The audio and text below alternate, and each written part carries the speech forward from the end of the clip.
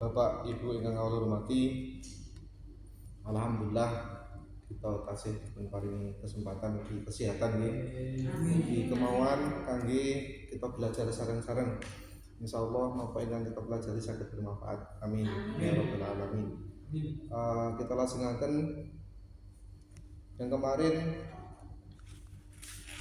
kula rangkum sekedhik nggih bahwa syarat sahnya sholat itu salah satunya, banyak ada beberapa, baik makmum maupun imam wajib membaca Fatihah. Tapi tata cara pun kalau ingin kita bahas, kalau saat imam membaca Fatihah itu wajib makmum diam. Jadi, artinya wajib mendengarkan Fatihahnya imam.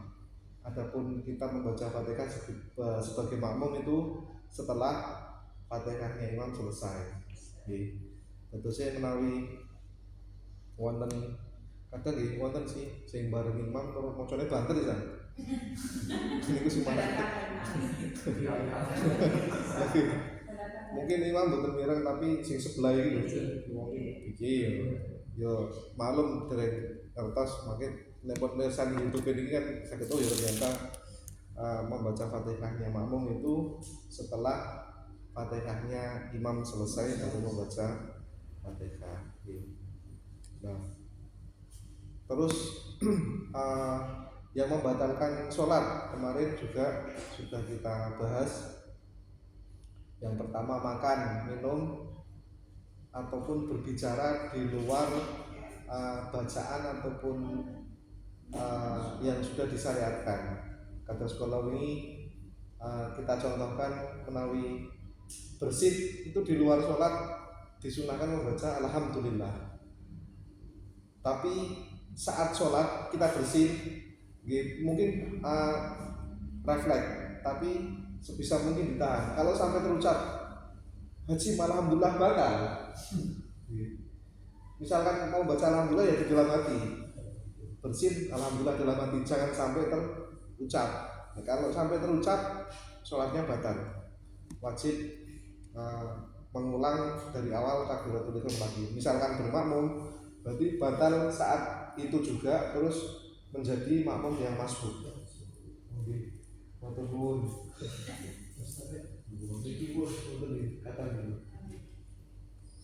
Nah, misalkan terjadi sampai bersih kita refleks alhamdulillah, waduh kok mau alhamdulillah batal, kok ya batal, harus diulang.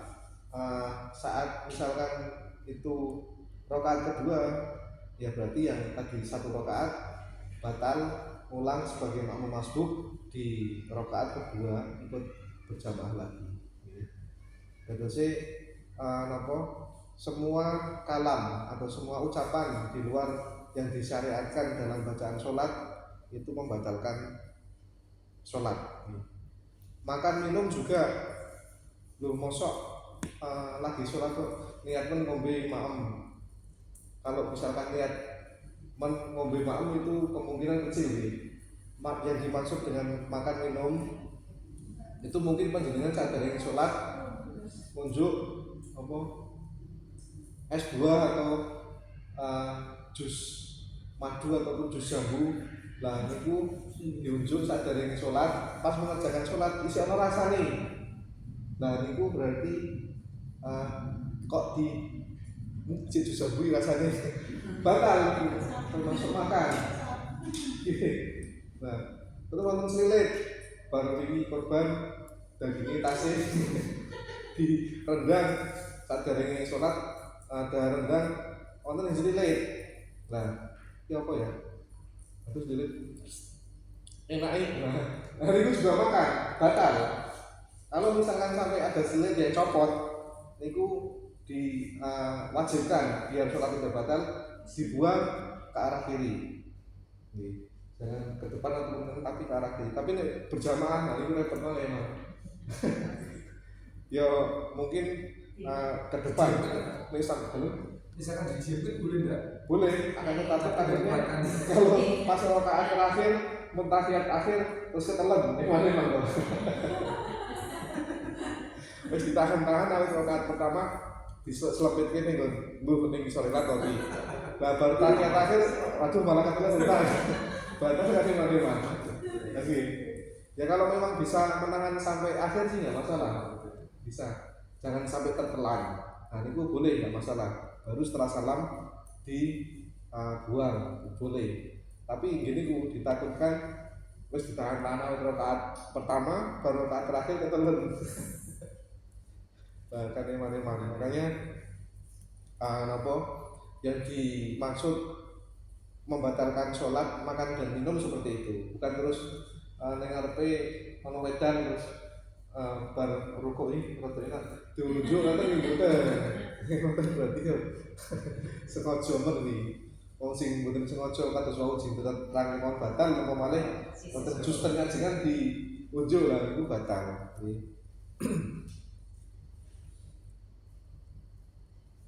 Nah, syarat sahnya sholat di sini juga disebutkan wajib menutup aurat. Sebelum melaksanakan sholat kados kula wingi jeneng kula matur wajib memperhatikan pakaian yang kita kenakan. Wajib menutup aurat bagi bapak-bapak menika antara pusar dan lutut. Kalau ibu-ibu semua anggota badan kecuali telapak tangan dan wajah itu aurat. Makanya kalau sampai di tengah-tengah sholat ada bagian aurat yang terbuka itu segera ditutup. Akan tetapi kalau memang sampai beberapa saat tidak tertutup, kita tahu itu berarti batal. Kalau ditutup angelmen kita kok kudune mungkin sarungnya rada kotor apa piye lah. Kudune mau nggak mau sholatnya batal, benek gesek baru mulai lagi. Misalkan kok sampai ditutup pisan, posisi sholat lagi kok buka lagi, kedua tutup posisi sholat buka lagi, berarti ketiganya nanti kamu nyuruh terus batal.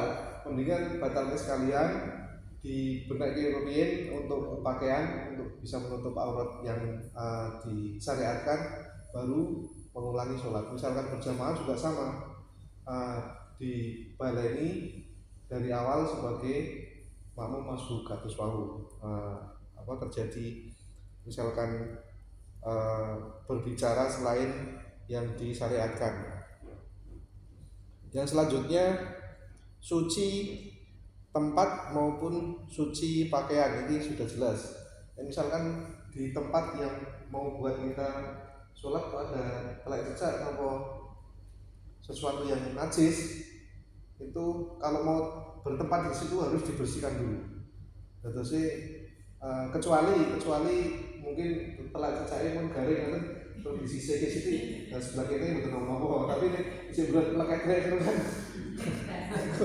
membahayakan nih. Kalau tak kesenggol situ kan selain dici ini wow bahaya nih namo sampai kesenggol kasih teles sampai ampun garing sih rada di pinggir kisih pakai sak bare konangannya misalkan konangannya sak bare kita takbiratul ihram pun kalau tak cecak berarti rada pinggir siti mangke hati-hati nah bareng niku nembe dihilangi. Tapi nek saderenge mulai sholat kok konangan wonten harus wajib dibersihkan dulu.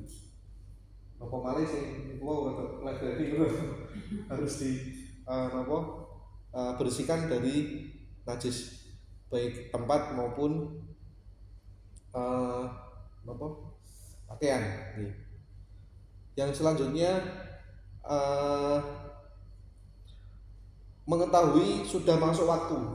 Nah, misalkan makanya adzan barang itu juga disunahkan sudah masuk waktu. Misalkan isya jam 7 kurang 5 menit, jam 7 kurang 10 kok adzan, itu adzannya tidak angsal kesunahan. Bina malih, tapi sing tukang adzan mboten rawuh. Mungkin mangke bersani ini. Kalau adzan belum masuk waktu sholat itu tidak dapat kesunahan. Kesunahannya adzan tahu bahwa waktu sholat misalkan isya jam 7 kurang 5 menit ya 7 kurang 5 menit adzan. Kalau jam 7 kurang 10 menit sudah adzan berarti tidak dapat kesunahannya adzan. Begitupun dengan sholat misalkan selak badhe tindakan ten dalem boten nderek jamaah ngantos isae jam 7 kurang 5 menit. Wah, wis lek melu jam 7 kurang 10 menit kok kon salat isya ya ora sah. Harus sudah masuk waktu sholat. Walaupun ya kuwi mau kesesok badhe tindak terus umure selak apa ditinggal koncone misalkan rombongan itu ya enggak sah tetepan harus setelah masuk waktu sholat. Misalkan rombongan kok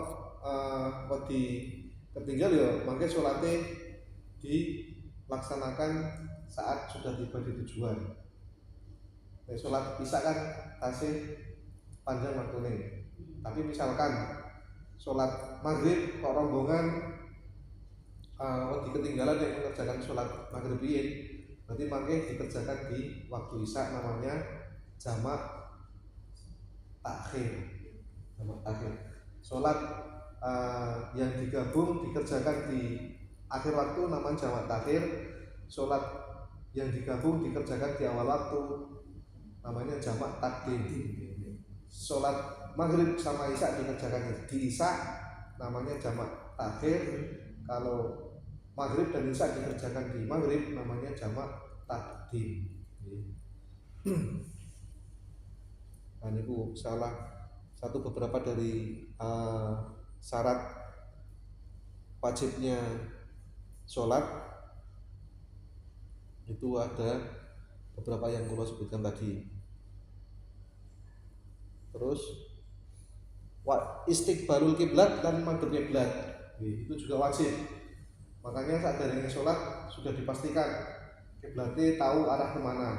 Kados niki yang masjid kita kan dulu sebelum diukur oleh Kemenak ya wis lurus wae menurut garis tekel. Tapi berhubung sudah diukur secara resmi dari Kemenak kiblatnya kok miring, ya harus seperti ini. Kalau misalkan lurus bukan sah.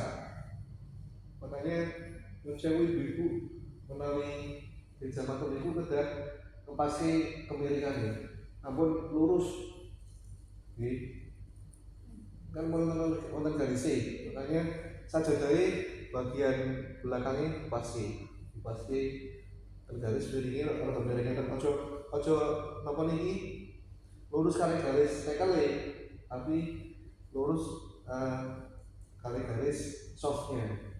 Karena memang kita sudah tahu, kecuali yang musola lama dulu sebelum kita tahu kepastiannya itu insya Allah dimaafkan. Tapi setelah ada kepastian pengukuran dari Kemenak itu harus sesuai dengan arah yang kiblat yang sudah disesuaikan.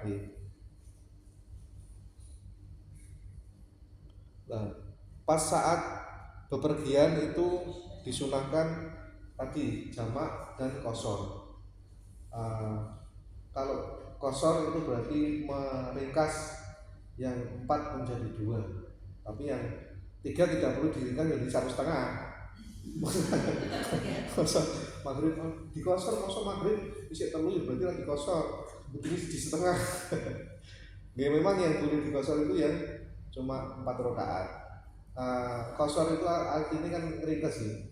Maksudnya kita sebagai orang awam tahunya qashar itu ringkas dari 4 menjadi 2. Akan tetapi kalau kita mau belajar lebih dalam lagi, dulu sejarahnya asbabun nuzulnya diperbolehkan sholat jamak maupun qashar itu saat Kanjeng Nabi dan para sahabat itu berperang.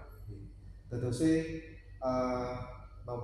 kalau melaksanakan sholat yang seperti biasa yang disyariatkan itu kemungkinan besar akan diserang musuh ataupun perangnya kalah. Makanya Allah memberikan rukhsah atau keringanan saat Kanjeng Nabi dan beliau-beliau sahabat ini dulu berperang, diturunkan wahyu untuk bisa mengqashar dan menjamak sholat. Nah itu sebab asal muasalnya boleh diperbolehkan menjamak dan mengqashar sholat. Nah ada pun saat zaman sekarang sudah tidak ada perang, itu perangnya bepergian dengan tujuan yang disyariatkan.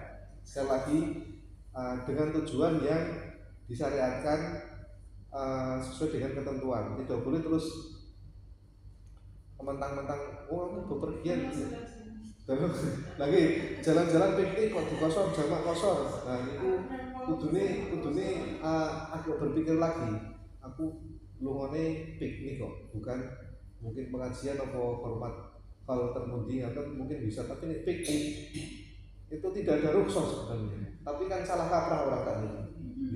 Makanya aku bepergian, piknik, nanti tetap jamak kosor. Nah itu perlu dikaji lagi.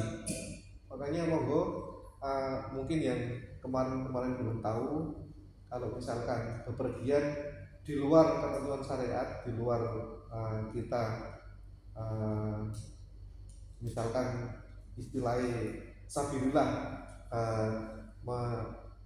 bepergian menuju ataupun di jalan Allah, katakan ngoniku ziarah terus hormat kol di luar kota mana, nah itu boleh. Tapi nih piknik terus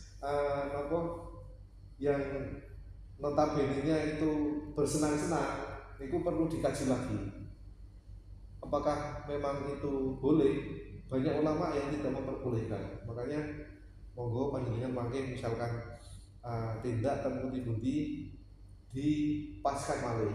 Tindak ini itu karena piknik nopo karena mau ziarah nopo yang disabilitas. Kalau misalkan hanya piknik ya tidak sesuai syariat, berarti tidak bolehkan untuk jamak dan kosor. Makanya monggo panjenengan yang mungkin rawuh ataupun yang mirsani nanti di YouTube pengawasan ini saged milah-milah malih mana yang sholatnya nanti bisa dijamak ataupun dikosor.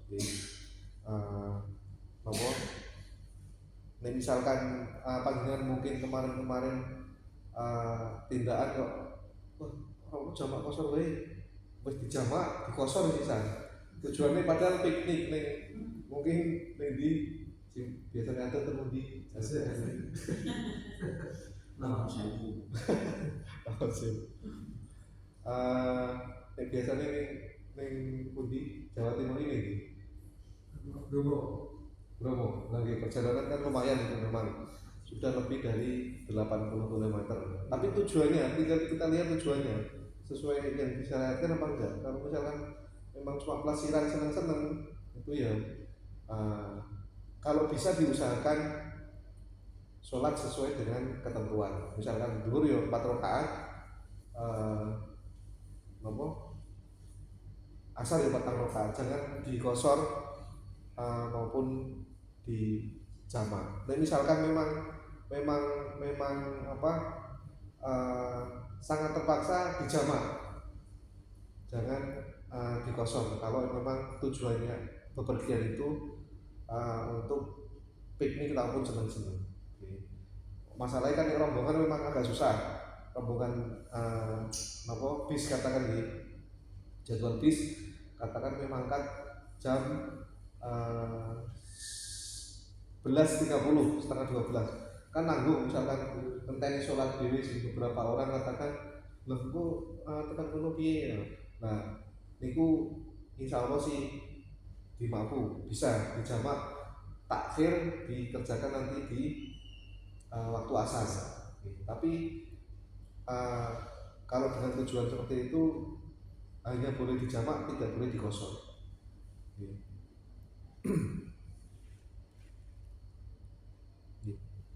Sementara niku riyen monggo menawi wonten ingkang badhe dipun tangletaken.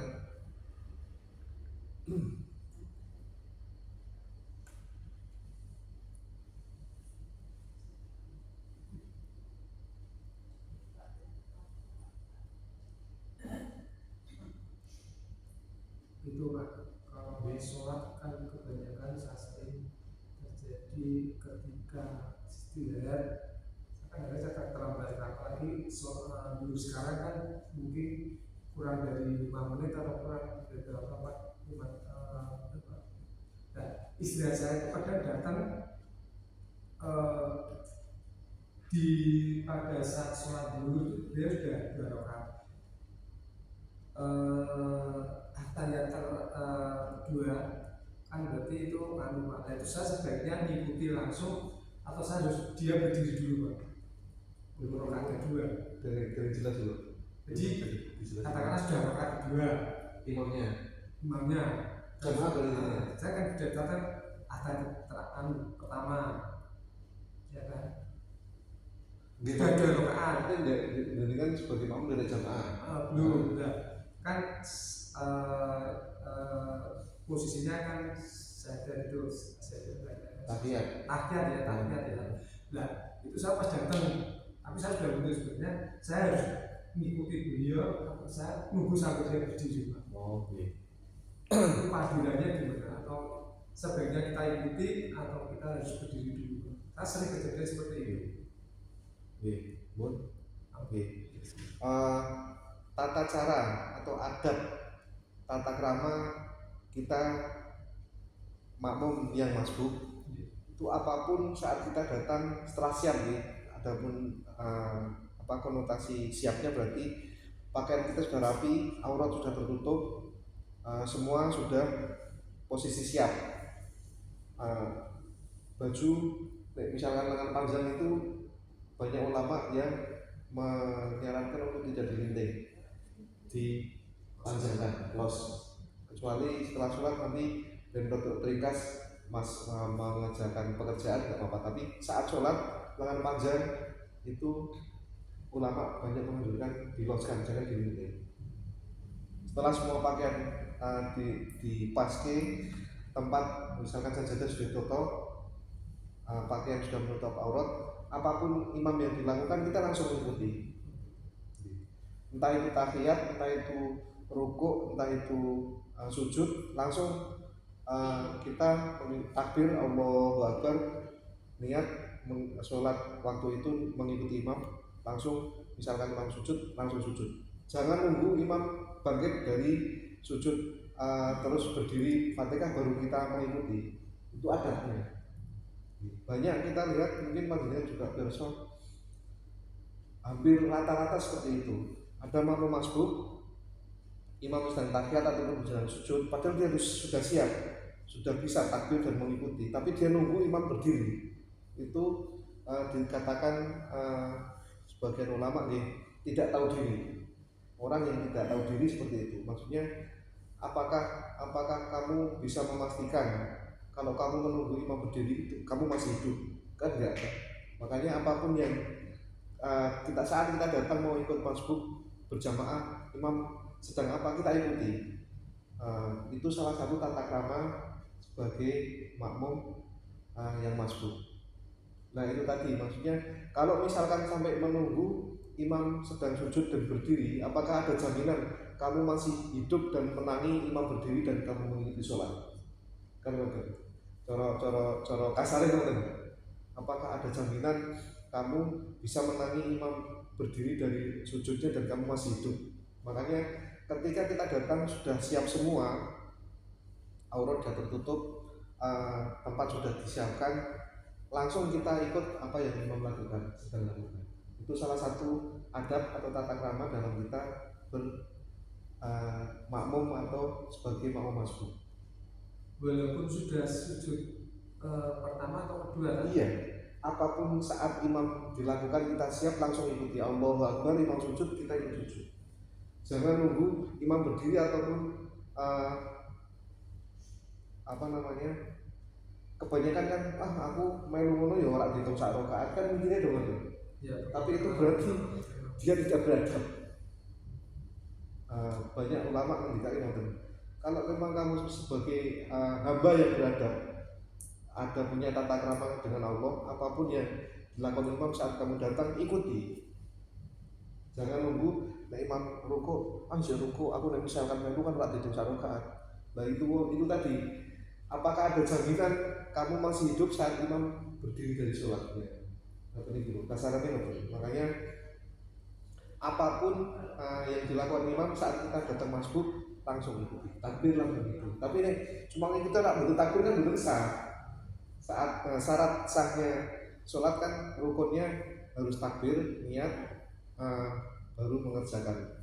Misalkan kok datang langsung imam sujud, melu sujud rata tadi kalau yang besar, tetap harus mengikuti syarat rukunnya sholat. Artinya Allahu Akbar, imam tasbih sujud langsung dari sujud. Tapi itu memang tidak dihitung satu rakaat, yang dihitung nanti saat berdiri membaca Fatihah. Sekali lagi mohon diingat, kalau kita menjadi makmum masbuk, adabnya tata krama dalam sholat sebagai kita menghamba kepada Allah, apapun yang dilakukan imam ikuti, jangan menunggu imam berdiri baru kita takbiratul ihram dan mengikuti. Banyak saat ini yang seperti itu, mohon untuk bisa dirubah. Apapun yang dilakukan imam saat kita menjadi makmum masbuk, kita datang langsung ikuti, jangan menunggu imam berdiri ataupun menunggu imam membaca Fatihah dulu. Itu salah satu adab atau tata krama kita berjamaah atau makmum masbuk. Kita pasti sih, kalau ini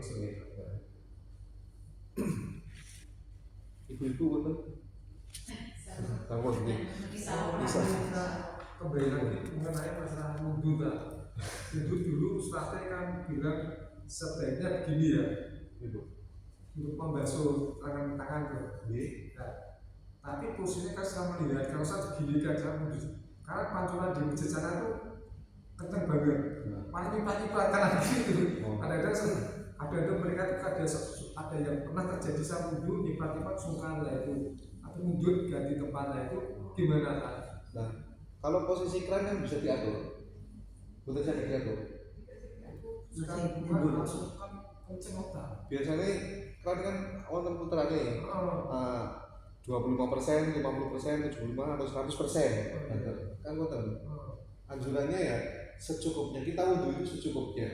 Maksud saya kalau kita ada airnya kencang itu kita kan sempurna, kayak pikir saya seperti makanya dikecilkan secukupnya. Misalkan terlalu besar kan bilangnya ini pagi-pagi berarti tak enak itu berarti kekencengan. Kecilkan lagi secukupnya, semantapnya kita sekali basuh itu satu mata. Tata cara berwudu, contoh tangan dari bawah ke atas, jangan dari atas ke bawah. Kalau misalnya kan saat gini kan jadi dan kita langsung balik sampai gini lah. Makanya terlalu gini kan